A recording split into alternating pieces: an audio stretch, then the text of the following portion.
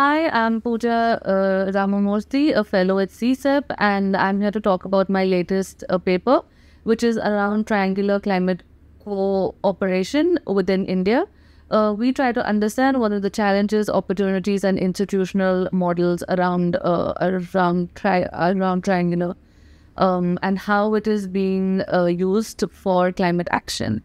In today's evolving geopolitical scenario, where the development cooperation is not how it used to look around a few years ago, with the global north kind of going back on a lot of the commitments, it seems important to understand what are the alternative models of engagement that India can be part of, to help other global south countries meet their goals. Triangular cooperation becomes very important as India can play a bridge between the global north and south. And amongst that, climate change is especially important as a lot of least developing countries and small island nations are going to be most impacted by climate change. Therefore, in this paper, we look at what are the models in which India has operationalized its triangular climate cooperation, what are some of the challenges that are being faced, and what are the policy options going ahead.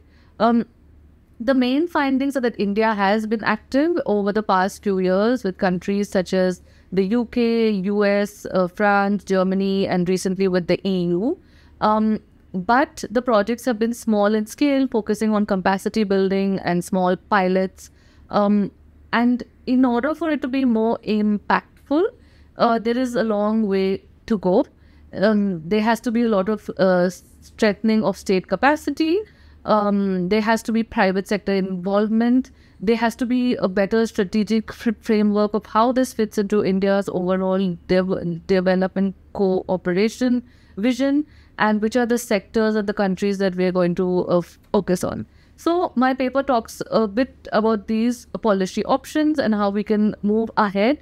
And I think the most important contribution is the fact that it has rich empirics, where we have interviewed a number of stakeholders across India and the world who are engaging on this kind of partnerships.